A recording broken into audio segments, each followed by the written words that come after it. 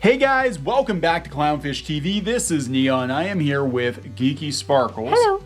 And Venom has eaten Black Widow and Shang-Chi's records. Yeah, no. Is anybody surprised? Let's be honest. A lot of people who are standing those movies, I think, might be surprised. Really? Because I thought that was a given, and I think Spider-Man's gonna. Spider-Man's gonna be huge. Yeah. Yeah. Venom destroyed all predictions this weekend.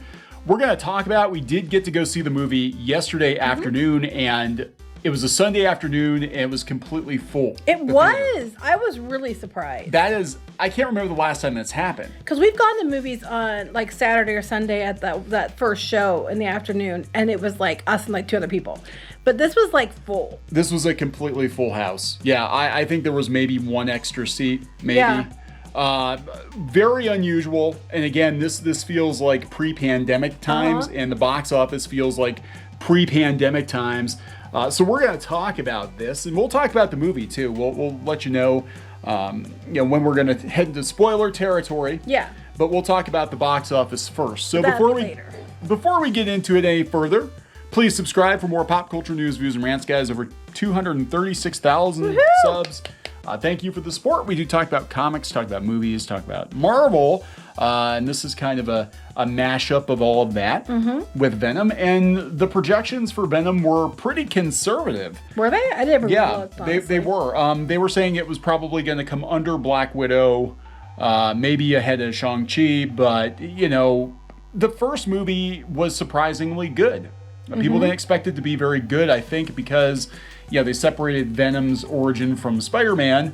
And also, the last time we saw Venom in live action, it didn't go well. No, I know Squid King watched it. Pinky Pooh and Squid King both watched the first movie just the other day. Yeah. Before I went to see this one. And Squid King was like, wow, that's way better than I thought it was going to be. So. Yeah, it was surprisingly good. I liked the first one quite a bit. I've watched it 3 times, and that tells you something, because I rewatched it. Yeah. Rewatching it once is enough. Yeah, I rewatched it like 3 times. 3 times. But, so it kind of reminds me of Batman, where people didn't have very high expectations for Batman Begins. Then once it came out, people were like, oh, this wasn't Batman and Robin again. Right. That was so bad. Then when The Dark Knight came out, it blew up. And that's kind of what this reminds me of. It was like, now the first one actually did pretty good, but people were probably still thinking, oh God, Venom, like Spider-Man 3? Yeah, we don't want to do that. Anyway, Carnage did very well. We got Woody Harrelson playing Cletus Cassidy. I think he did a fantastic job. He always does a really good job playing characters that are killers. flawed. Let's put it that way, yeah. He does a great job playing serial killers. But yeah, so let's talk about the box office, and we'll talk about the movie itself. Venom, Let There Be Carnage devours Black Widow's pandemic opening record with a $90.1 million debut. They said they always knew they were going to have a hit on their hands, but the Marvel sequel, well, actually, this is more of a Sony thing than a Marvel thing, easily scored the best domestic opening at the box office with a little over $90 million, exceeding the previous pandemic debut of Black Widow, which was 80. Not only that, but almost 10 million. Yeah, by almost 10 million. That's crazy. Not only that, but the Sony Marvel movie exceeded the original 2018 opening of 80 million by 12%. Amazing. During a pandemic. So this is when you get to brag about the pandemic thing. Take note, Disney. Not when you have a movie that's an MCU movie that had these movies are performed way below what MCU movies would usually perform at. Black Widow and Shang-Chi. And you're like, oh my gosh, during a pandemic. Venom, who wasn't expected to do anywhere near as well as an MCU movie, kicked your ass during a pandemic. Yeah, and people keep saying, oh, it's a Marvel movie. Well, okay, so we'll get into spoiler territory here in a little bit. Technically, no. Venom is kind of its own standalone thing, but Sony's trying to build out the Spider-Verse, or at least the Spider-Man villain verse, because we have a Morbius movie in the works now, too. But it's going to be really interesting, because I think Spider-Man 3, well, not that Spider-Man 3, but the new Spider-Man 3, is going to smash... Oh, it's going to kick records. All you guys' asses, but During a pandemic, I think it might actually give Endgame a run for its money. If the rumors are true, especially about, all the Spider-Men coming back. It's going to be kind of a... Andrew Garfield keeps saying it's not true, but now they've taken apart the video and they keep saying it is true that he's in it. But who the hell knows? We'll know then. Yeah, now, the only other movie I can think of other than Spider-Man that might beat this record is maybe Ghostbusters. I don't know. Maybe. I think people are so soured on the the 2016. 2016. Yeah. It might keep it from doing it. We'll see. So Sony has sent movies straight to streamers to financially survive during the pandemic, but when it comes to whatever titles they're releasing in theaters, they're bullish about their theatrical window. Venom 2 is a win for them in industry regards to that business philosophy. Black Widow went day and date in cinemas, and they lost out. Disney Plus, yeah. ScarJo, I think, has a case because they might have lost a lot of money. Well, they settled it, and Venom actually confirms her case as well. That it would have done probably better had it been released to theaters. Yeah, so this is crazy. And actually, Addams Family 2 did okay. It did $18 million. Which I didn't expect. I forgot there even was an Addams Family 2. Yeah, but they said it was available in homes as PVOD. So, which I didn't know about. I have to tell Pinky Boo. But I don't think she liked the first one. That was the movie. No, she didn't. Pinky Boo is a huge fan of the 90s live action Addams Family movies. R.I.P. Raul Julia. Yeah, but she is not a fan of these. So No. I didn't like the first one that much either. I'm going to be honest. I mean, at least they got the look. I mean, they look like the original cartoons, but I just tonally, I didn't care for it too much. So anyway, let's talk about this because it wound up being a much bigger hit than they expected, especially during a pandemic. Yes. And Sony did push a lot of its movies off like almost a year, and people were pissed because they're like, but it looks like it paid off for them. So the movie itself, now we're going to get into spoiler territory. Yeah, spoilers. So turn it off if you don't want spoilers. Spoilers. Okay, you're going to be spoiled. So the movie has Venom and Carnage in it. Oh, no shit. You don't say. Didn't see that coming. Now, actually, my first reaction, I think I tweeted it from the theater as we were setting through the credits, was this feels like a movie that could have been made in the 90s. You said that several times. I got to tell you. But it does. Like I can't put my finger on it. I'm feeling like this is not a bad thing. No, it's not. Very simple plot.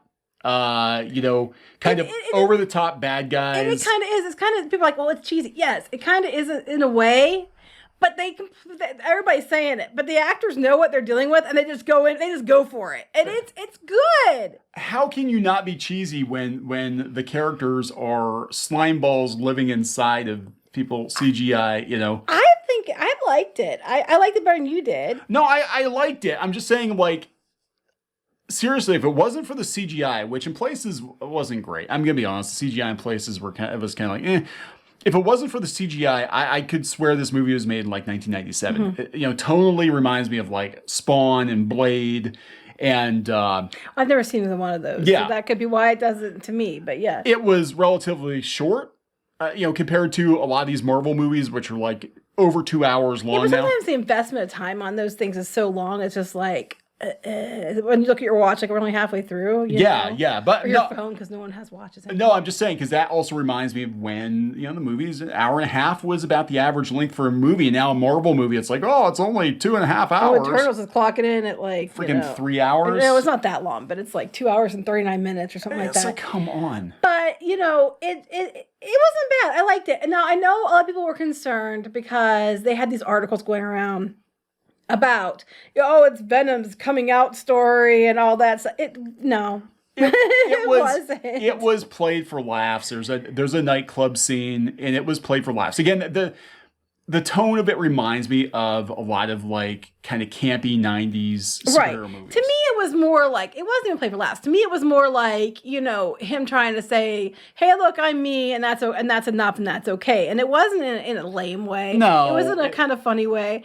And, at the end, he's like, Eddie, I love you. And stuff like, or he said, I forget how he words it, but he basically says he loves him. But it was more like you're my brother, we're partners kind of thing. Not in a I want to do you kind of thing. Squid King pointed out, like they were both into Anne. They both were like, we're going to marry her. There wasn't anything about it that was like. The slime lives inside his body. It's seen and done everything inside his body. I'm just saying. You can't get much more intimate than that. Right. So it's like, yeah. But to me, it felt more like a buddy cop kind of a movie, like that. It wasn't like, oh my God. The roommates sharing a body or something like that. I mean, it did not come off yet. People, I think it was just an offhand comment. And this is where the media doesn't do any favors to a lot of these movies is they'll interview somebody, they'll make some off-the-cuff comment. Next thing you know, they're running with it, and all the headlines are Andy Serkis said Venom's but even when you listen to what he said, that he even clarified when they asked him that specifically, he said that wasn't exactly what he was meaning. Didn't matter. That's what they ran with.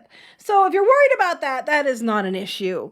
It's not an issue here. Don't worry about it. I will say, right out of the gate, if you're worried about this movie, and this is another reason why it feels like a throwback, if you're worried about this movie being quote-unquote woke, it's not. It's not. It does feel literally like it could have been made 10, 15, 20 years ago. It's just it's a movie that has a story that's about the story and about the characters, and that's what it focuses on. It's not focusing on politics. No. It's not focusing on identity politics. It's not focusing on gender. It's not focusing on any of that shit at all. It's not, girls and boys are out there doing their shit, and no one's like, well, I have to lower this character to elevate this one. Or no, none of that. It's just fun. Yeah, it was a fun movie. I mean, I can't say it wasn't a fun movie. This is another one where, I was excited to see it, and I did like the first one quite a bit, but I'm like, I'm going to kind of go in with, tempered expectations, because usually the sequels aren't as good as the originals or whatever. And, but yeah, it was, Woody Harrelson was completely over the top, which, he is in a lot of movies, and, that's part of his charm. Woody Harrelson plays another serial killer. Surprise! But he's really good at it, which is kind of disturbing. But he is really good at it. But it is like a campy Batman-esque, kind of villain, like over the top, Yeah, it's very Batman-esque to me. The whole movie in general. And it does, you've got the cops and the bad guys and the vigilantes and the whole, again, totally reminds me of something from a long time ago. And that's not a bad thing, because, Venom and Carnage are from the 90s. Those characters, it definitely feels like it's a period it's a product of its time, and they do it well in this movie. It makes it feel like it's back in its time. And it's not that it's set in that. You know what I mean? Yeah, I mean, literally, this is the movie that, Venom and Carnage fans wanted 20-some years ago, but we couldn't get because the technology wasn't there. Now the technology's there, so it's, and I think it was a deliberate choice, because it does, if you put it up against Marvel movies, like Marvel movies have a certain tone to them that the Marvel Studios movies, MCU movies, and this one just feels like, early Spider-Man movie, Sam Raimi's Spider-Man and that kind of vibe. It's good. Speaking of Spider-Man, everybody's already heard, I'm sure by now. You can go ahead and talk about it. The elephant in the room. Is Peter Parker. Yeah. So they apparently shift across the multiverse, and so stick around mid-credits scene. Everybody knew this was coming, though.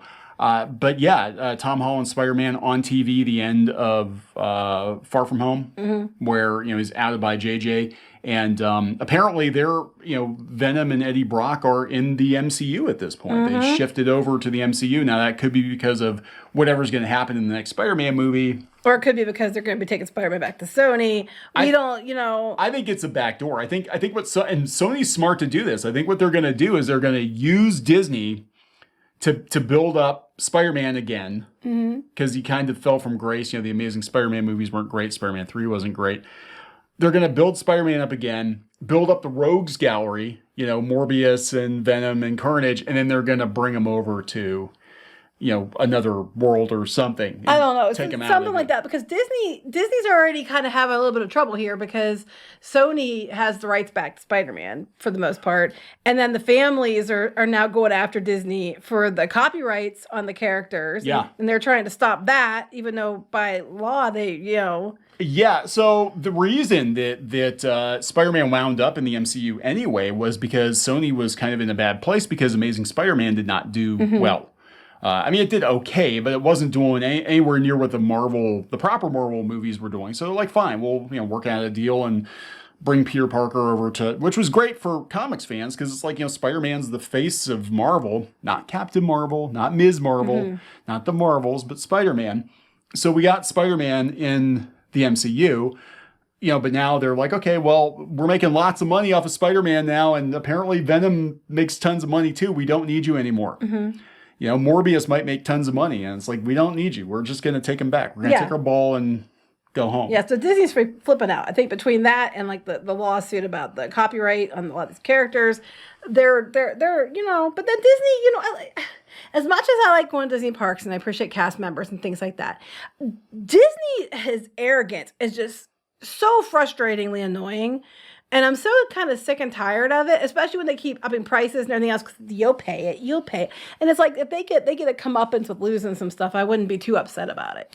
Yeah, and look, it was a last minute deal that saved Spider-Man in the MCU. I mean, remember they were sweating it. They're like, oh man, after Endgame, that's it. And I think now the deal, what was it, for 5 more pictures? I don't even know what it is off the top of my head. I'm pretty sure, I'm not 100% sure, but I'm pretty sure that this next Spider-Man movie might actually be the last one. I don't remember. In the deal. And so I could totally see them being like, yeah, we have a multiverse now. We're just going to drop Tom Holland's Spider-Man off in another multiverse and bring all these villains over. And then that's going to be the Spider-Verse. And then we'll bring, Miles Morales into it and Spider-Gwen and all this other stuff and call it a day. They did those movies. People would be all over. Oh, yeah. So, I don't know. But it was good. If you're worried about it being like another one of these, for modern day audiences, it actually feels like it was from, 30 years ago. It's kind of interesting because you could see like a difference in that. Like, look at the MCU movies and compare them to, again, the older Spider-Man movies, the older Batman movies, and it's like a different, lineage that this feels like this is what the MCU could have been if Sony were actually in charge of it, not Disney, and it probably would be campier, but in many ways closer to the comic books, at least in the tone. I mean, the origins and stuff are all different. It would definitely be campier, but that doesn't always. Sometimes it works, and they're not wrong when they said it can be like that. But these actors just fully embraced it, knowing exactly what it was, and went for it, and it works. Yeah, I mean, it's just like reading a ridiculously fun comic book from 1997, 98. Like, oh yeah, they're just gonna duke it out and. Yep. So if you're worried about it being those kind of things, don't be worried about it. No, definitely recommend seeing it. Catch it on the big screen, for sure. And I'm actually happy to hear it that did so well. Gonna wrap this one up. Yep. Please subscribe for more pop culture news, views, and rants, guys. We'll talk later. Bye.